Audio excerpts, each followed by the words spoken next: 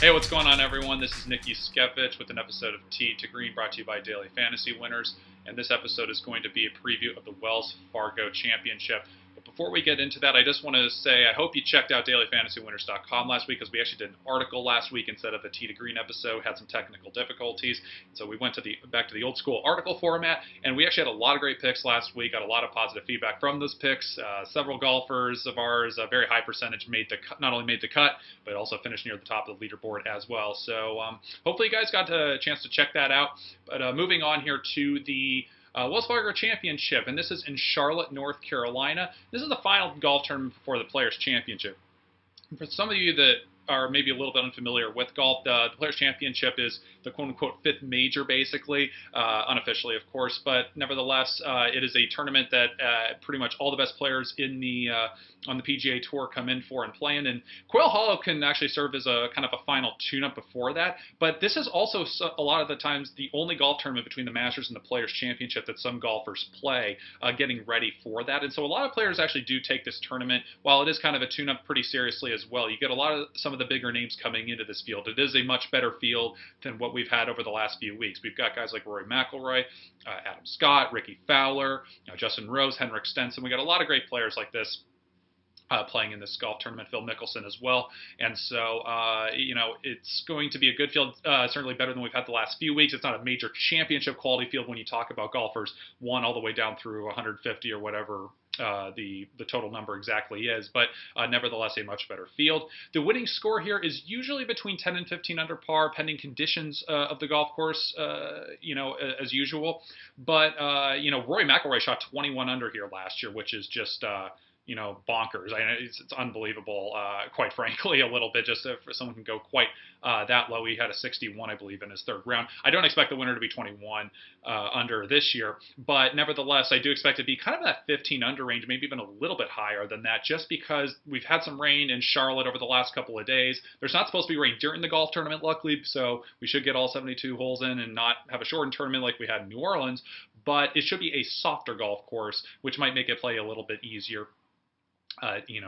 This weekend down in Charlotte, and a little bit more on the weather coming up in this video. But let's move on to the details of the golf course. This is, again, Quail Hollow Club. It is a par 72. It tips out at 7,562 yards. This is a longer course, of course, when you take a look at that length. But at the same time, we need some golfers that are also finding the fairways as well and hitting it relatively accurately. And the reasoning for that is, one, there is a lot of water that comes into play on this golf course, but also there are a lot of holes where there's wood surrounding these fairways, and on the holes where that's the case, the fairways are a lot tighter. These are not the most friendly fairways in the world. Not to say if you miss the fairway, you're in complete trouble and you're going to automatically make a double bogey necessarily, but this is a course where accuracy does play a little bit of a role into this on top of the length. It's a little bit interesting because you do need the length and the accuracy, and this is a scoreable golf course. And the main reasoning for that is because there are 6 potential eagle holes, and there are a lot of birdie holes out there, generally speaking, on top of this. Of the 6 potential eagle holes, on the front 9 you have holes 5, 7, and 8, with 5 and 7 being par 5s, 8 being a drivable par 4. Holes 10, 14, and 15 are the eagle holes on the backside, 10 and 15 par 5s, 14 a drivable par 4. Of those 6 potential eagle holes, there's only one, which is hole 7, which is a hole that basically anybody of all driving distances will be able to get home in 2. It plays at about 532 yards, or 530 some yards, depending where exactly they have the tee box exactly. And so, length is definitely going to help for these eagles, and having a much better birdie opportunities as well. For your viewing pleasure, I'll just mention this. Hole 16 through 18 is one of the toughest closing stretches on the entire PGA Tour. They're some of the longer holes on the golf course, and there's a lot of water that comes into play. So if you've got some golfers in your lineups and they're doing pretty well, but they still got to play the last 3 holes in the course, hold on to your seats a little bit there, just because some big numbers can certainly be made there in the closing stretch.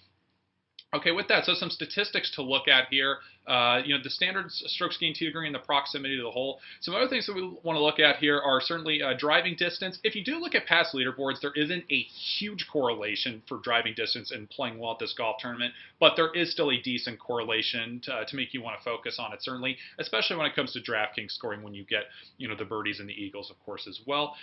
Going for the green birdie or better percentage, and going for the green hit percentage. Take all three of those, put it kind of under one little bubble, or one packages, or whatever you want to, dumb analogy you want to call it. In any case, when you take a look at it, because you do want aggressive players in going for the green, under regulation, having those eagle opportunities.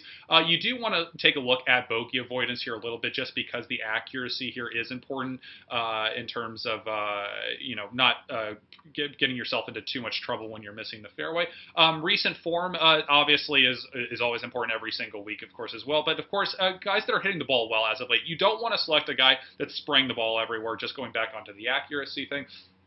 And then just as a final thing, and I'm going to get into the weather here in just a moment, but it is supposed to be a little bit windy this week. We're supposed to have 10 to 15 miles an hour, 10 to 15 mile an hour winds basically in the afternoon all 4 days. And if somebody's a good wind player, that's a good bonus here to throw on as well.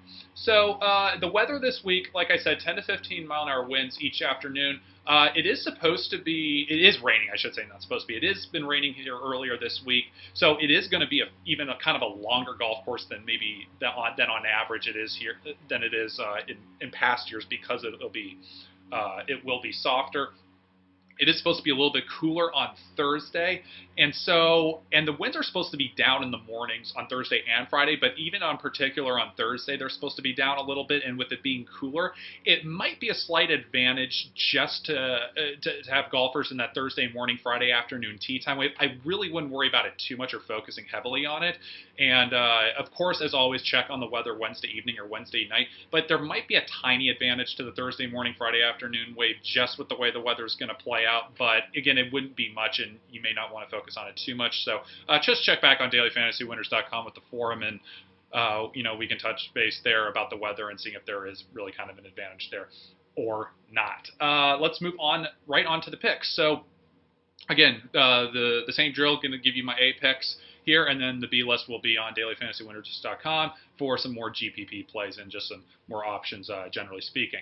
Let's start with the most expensive. Henrik Stenson at $10,200. He is Mr. Consistency, and I think he's going to have very low ownership here just because his course history here isn't very good, but I don't look at the course history here too much, generally speaking, as long as there's not too big of a history here, basically. And Stenson actually hits it longer than most people think.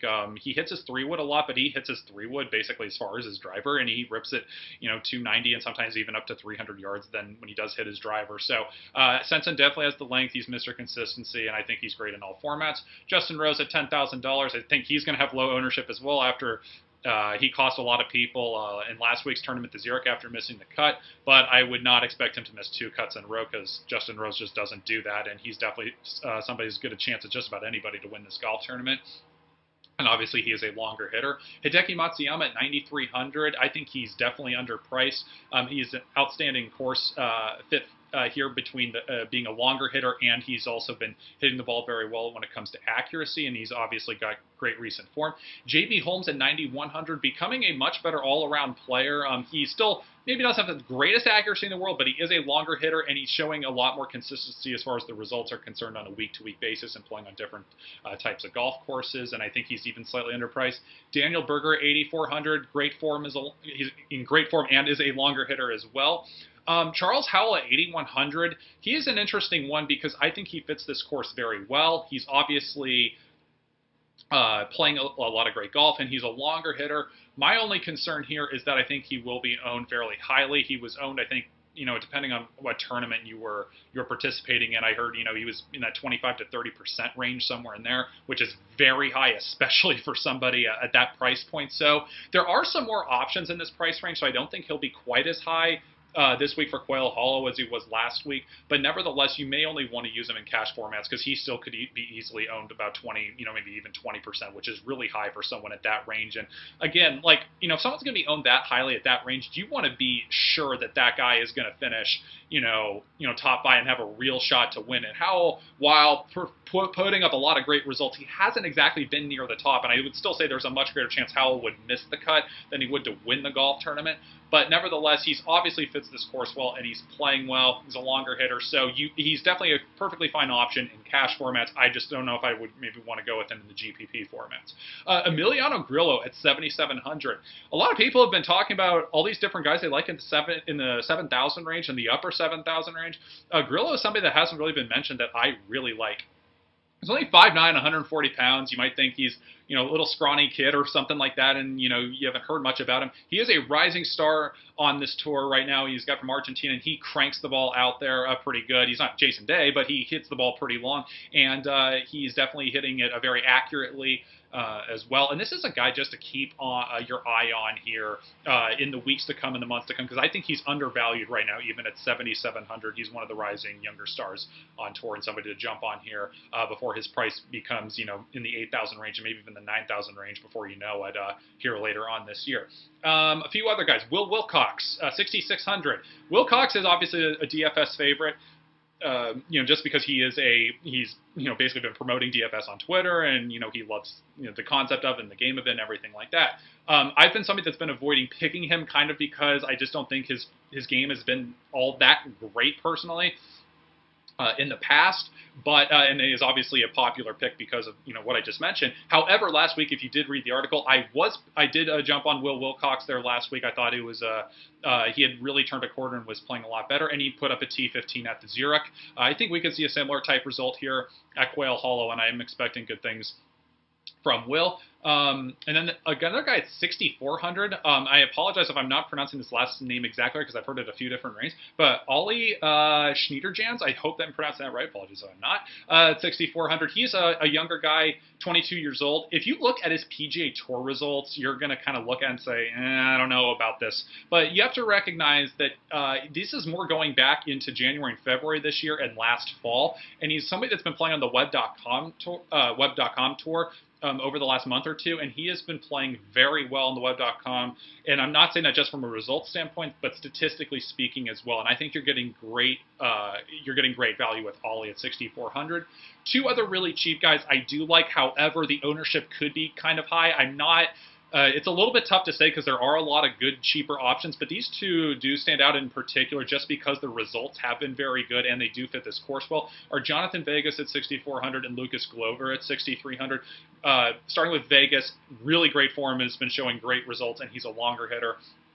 And then Glover at 6,300, obviously a longer hitter, but his accuracy has been fantastic, and he actually leads the tour in greens and regulation this season, and so that's obviously a good thing. And he's been just outstanding tee to green. Obviously, the one knock on him has been more of his putting, has never really been that good. But again, with somebody at that price range at 6,300, if you're making the cut and you're once in a while giving yourself a chance to be in contention on Sunday and then finish top 20, top 30, that's still pretty good for that price range. As somebody who can definitely put up the birdies and eagles. So again, you may only want to use Vegas and Glover in cash formats just because their ownership could be a little bit high for guys at that price range, particularly Vegas if I had to guess, just because his results have been particularly impressive here over the last few weeks. But nevertheless, if you want to give it a shot in GPPs because you really think they're going to be top 5, top 10, and do a little scrubs and studs and scrubs. I think I got that right. Combination with your lineup, then go for it. But in any case, that is it for this video. Just a reminder, if you like the picks that we've been given, like these videos, please remember to like and subscribe on our Twitch and YouTube, our channels, and then of course you can follow me at Nick Juskewycz, and then follow Daily Fantasy Winners at DFantasyWinners. All right, everyone, good luck.